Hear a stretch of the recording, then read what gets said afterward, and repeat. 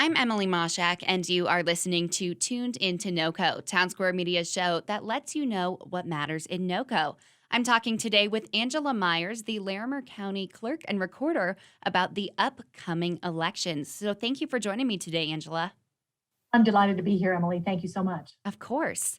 Now, before we get into the elections, can you tell me a bit about you? How did you get to be the Larimer County Clerk and Recorder?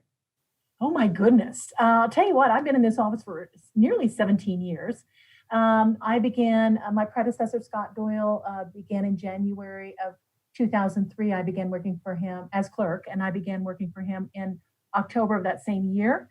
And I worked at his side during the entire time. And then when he retired early, I applied for the position through the commissioners did a search. I had experience in the office. I was unanimously selected by them to fill the remainder of his term. I'm very appointed by them. I'm very honored by that they had the confidence in me.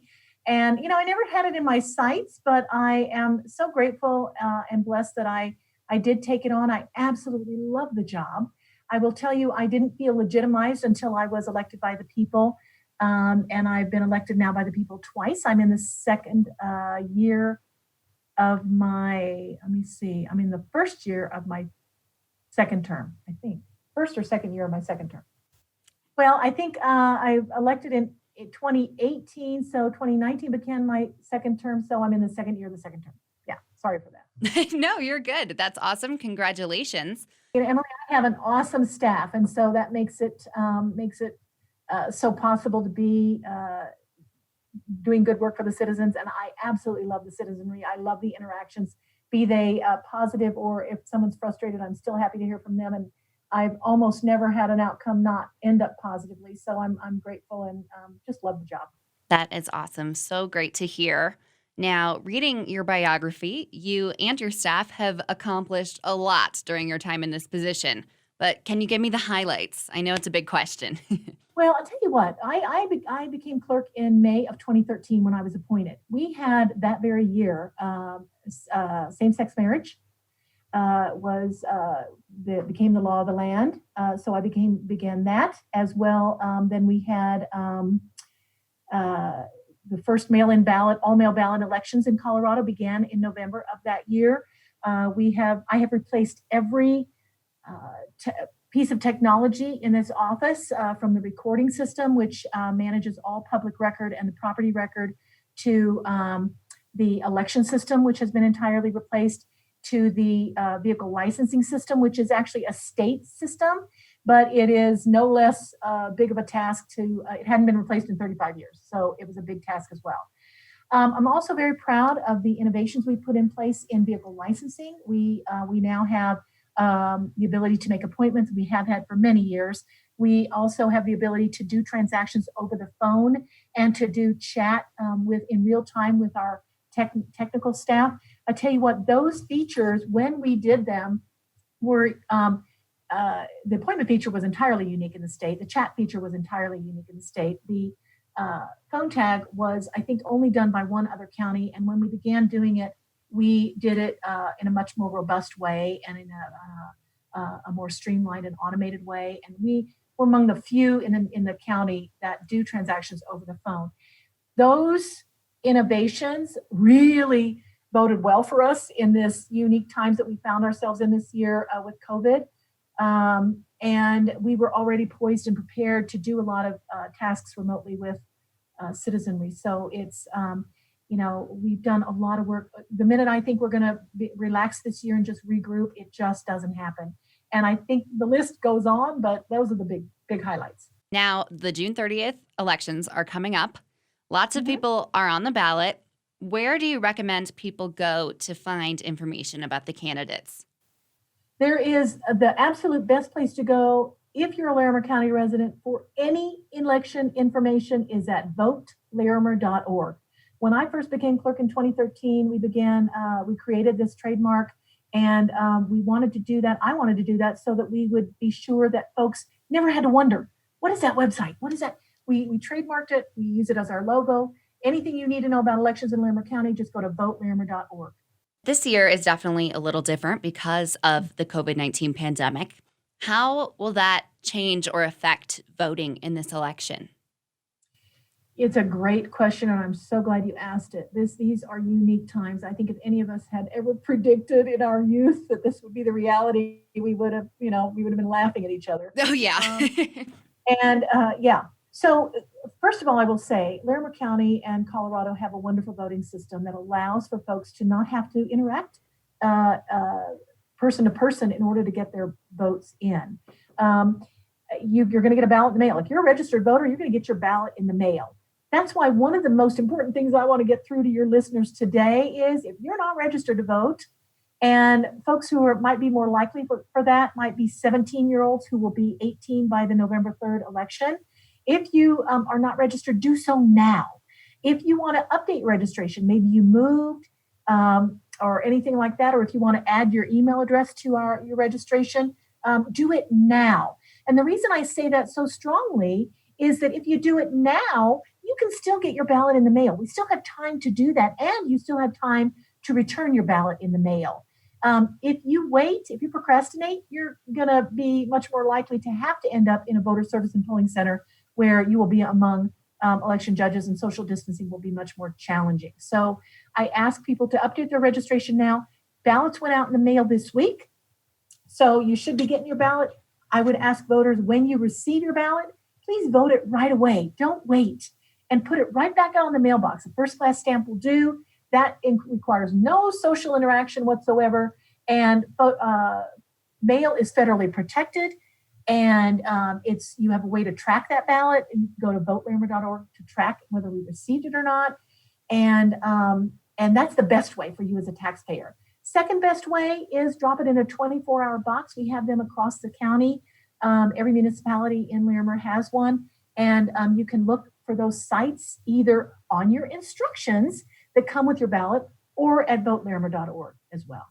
Now, for people who do need to register to vote or update their address, how can they do that? They go again. This is our theme, votelarimer.org. And if you need information that you can't find on votelarimer.org or that votelarimer.org has, and they need to send you to another site, they'll do that. In the case of voter registration, you will be directed through our website to the Secretary of State's site where you will register. We receive that information from the Secretary of State's office in almost real time. And so that registration will get processed just very quickly, and that ballot will get out to you very quickly. Perfect. And obviously, this is the last resort, but if people do have to go to a polling station, how will that be different with COVID-19? Well, I'm glad you asked. Before we get to what'll be different there, I would ask folks, before you consider having to go to a voter service and polling center, call us, give us a jingle, and let us help you, try to help you over the phone in hopes we can keep you from having to go into voter service and polling center. That phone number is 970-498-7820. We will, maybe you spoiled your ballot, maybe you didn't get registered in time or whatever. Try us first before going, because we do want to keep as many people out of those voter service and polling sites as we can so that we can maintain social distancing. If you do find you have to go, however, and there will be folks in that situation, remember, you can register and vote up to and including until 7 p.m. on election day. So, we don't want anybody not to vote, or, they found themselves on election day. Be sure to go ahead and go in. And when you do, please take your mask and wear it in that site. Please take advantage of sanitation stations that we will have there. We will be prompting you to do that, and we will ask you very, very graciously to do that. Also, be mindful of social distancing while you're there. It will be a little more difficult in the site because you do have to interact with our judges and other people going through the process as well. We will have barriers in those sites so that those judges, even though they're within 6 feet of you, we will have some barriers that keep everybody safe. Those have been looked at by the health department, and we're proud of what we've created there. It's pretty innovative, and the rest of the nation is doing the same thing, trying to figure out how to make this work in our circumstances. Our judges all work in bipartisan teams, so they need to be within sight of each other as well. So those barriers help us in that regard. And then get your ballot voted as quickly as you can and get out of the site as quickly as you can, being cognizant of others around you and the need for you to keep yourself safe and your graciousness to help try to keep others safe as well. Now, the presidential election is coming up this year, among other things. How is your office preparing for that? Oh my goodness, we are preparing for that. This is our biggest election of a 4-year cycle. And each presidential election becomes the very biggest we've ever had because we're growing, right? And so we have more people receiving ballots. And so every single election that's a presidential becomes a little bit larger. Folks turn out to vote in larger numbers. And it's the biggest act we got going. We will be preparing our election plans. We're doing that now. We've got to get those into the Secretary's office under very detailed guidelines. But I got to tell you, our focus is the June primary, while we also have to be sure we're meeting those deadlines for the November.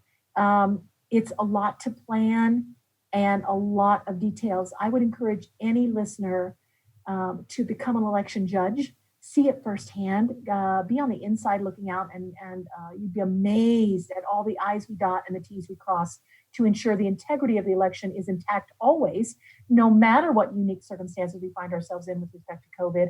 And certainly our highest calling is to make sure everyone who is eligible to vote in the state has a chance to vote, and also that when we receive their vote, it is counted as they intended it.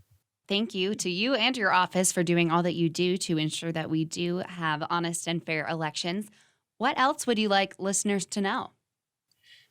Emily, in this June primary, it is unaffiliateds will be able to vote. Remember, Colorado made legislation passed, voters decided that a couple years back. So unaffiliateds can vote in primary elections. Unaffiliated voters will receive a Republican and a Democrat ballot in their ballot packet unless they indicated a preference in advance. Very few do that, but I have to mention it because I don't want those unaffiliateds out there who did only receive one ballot to wonder, and they probably will jog their memory that they requested a preference. They will receive 2 ballots. If they vote both ballots, neither one will count. So you can't vote one race on one ballot and the next race on the other ballot, and so forth and so on. You must vote one entire ballot or the other entire ballot. Voting both will mean neither one counts, and you need only return the one that you do vote. I would ask you to destroy the one that you did not vote. This year is also unique in that we also have a Libertarian primary. And so unaffiliated voters will not automatically receive a Libertarian ballot in their packet. The law requires us only to provide, or only allows us to provide those major party ballots. But if an unaffiliated wants to vote a Libertarian ballot, they can go into a voter service and polling center and request one and vote it. They can't vote it and a major party ballot. They can only vote one ballot in the election, Libertarian, Republican, or Democrat. Thank you so much for taking the time to talk to me, Angela. I've learned a lot in this call, and I know our listeners will appreciate it, especially with the election coming up. Be sure to get those ballots in by 7 p.m. on Election Day. I appreciate your time, Emily. Any questions at all? Any voters have any concerns about any of the noise they hear out in the press? Please call me directly. I work for you. I am your clerk and recorder here in Larimer County, and I always appreciate direct interaction with citizens. So please don't ever hesitate to call me with any questions or concerns you might have. That's great. Thank you, Angela. Stay well. Again, that was Angela Myers, the Larimer County Clerk and Recorder. For all of your needs surrounding the June 30th election, visit votelarimer.org.